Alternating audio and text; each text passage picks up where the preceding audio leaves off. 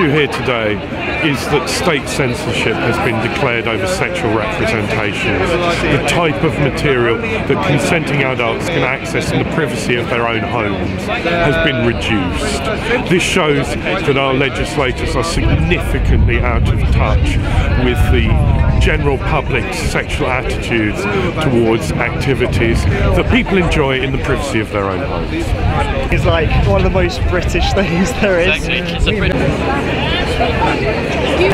I think it's important that we're more open about sex in our country, that we need some liberation, and we've been suppressed for so long about our sexuality, and it's not right. It's time to talk about it and be more open.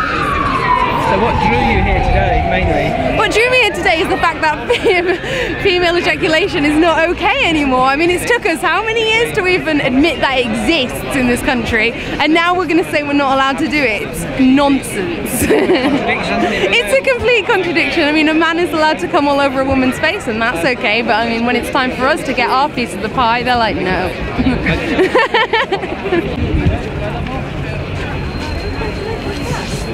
Today's really important for me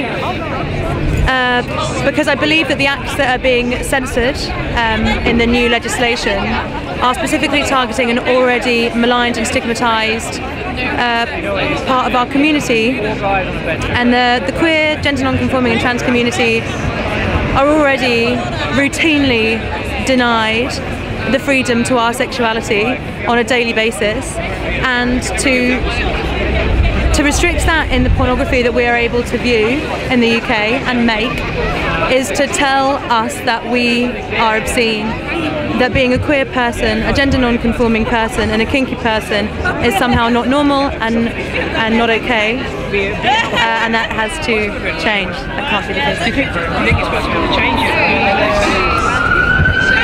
Of course it's possible to change it. Laws change all the time. I also think it's possible to completely and utterly pay no attention to the laws and disregard them and carry on making beautiful, feminist, sexy, queer porn regardless. And I'd love to see that go to court. And I'd wonder, I'm sure if we had a sensible judge and jury, how they could ever criminalise someone for making consensual adult porn is beyond me.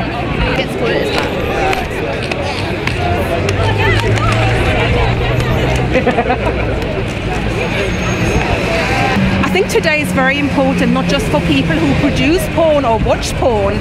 It's for any UK citizen or citizen of the world, really, to stand up and say it's not up to the government to prescribe to us what happens in our bedrooms and what happens in porn films.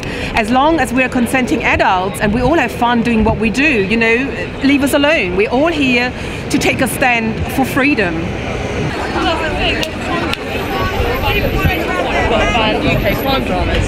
It's so important that, you know, I don't know, maybe a couple of hundred people have turned out to say that they don't want the government interfering in their sex lives and what porn they're allowed to view, and they don't want their civil liberties compromised, because this is really about civil liberties, not just about sex or porn. So I'm a journalist writing about sexual liberties. I'm making a documentary for Radio 4, BBC Radio 4 at the minute, about whether porn can be ethical, but I also used to be a dominatrix. So I've got a lot of experience. I've been in both camps, and what I find important from my perspective is that I'm very liberated about how I speak about sex. I've written a book about it, about my experiences. You know, I routinely I'm in the press commentating, so it's easy for me to talk about things like face-sitting and kind of not get embarrassed or whatever, and I've got nobody to offend and nobody who cares if I say what I say. It's my job, so I feel I've got a responsibility to speak on behalf of lots of people in Britain who probably also feel as strongly but wouldn't be able to come here today and then admit to their desires and their fantasies and all the rest of it. So I kind of really come here to campaign for the people that can't actually, you know, put their faces to what everybody else is doing. So what do you think it's been successful? I think it's been very successful, yeah. It's actually one of the bigger protest turnouts I've seen for something that's to do with sort of sexual freedom and porn. It's just so wonderful to have it juxtaposed with the Houses of Parliament as well. I'm sure they're all in there peeking out the windows, having a good old giggle, which, you know, I know quite a few MPs, so they'll all have been amused by this. They'll be talking about it for sure. And that's what you want people to start talking about it. So anything that gets people talking. So do you think, I mean, it was a bit underhand how they did it all, wasn't it? incredibly underhand. But then on the other hand, it has been coming for a long time.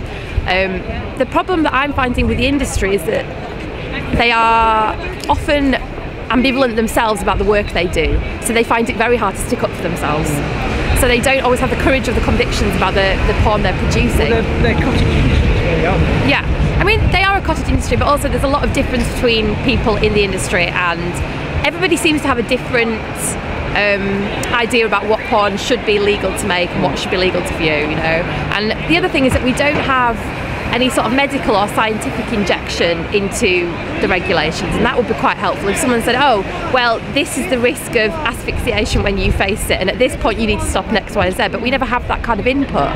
So I think that kind of weight would make a lot of difference in terms of regulation, because the thing is, nobody in the porn industry wants people to be harmed or damaged on set, and they don't want people watching their content to be harmed either. It's not in their business interest at all, you know. They just think it's dirty. Yeah, exactly. So, you know, I just think we need to, and it comes back to this cultural issue of feeling inhibited about talking about sex, you know. Europe is much better at doing it. Even in America, they're much better at doing it, despite the kind of huge contradictions around sexuality that exist, because they have the First Amendment, they believe in freedom of speech.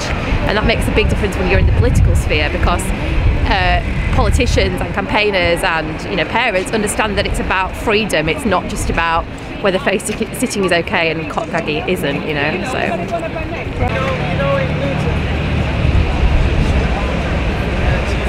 I think these laws are ridiculous, repressing everybody's sexual freedom. I think if you can't go out and practice it in a safe and secure environment, in a healthy way, then that's just going to increase crime and sexually deprived people. Very, very rubbish. Yeah.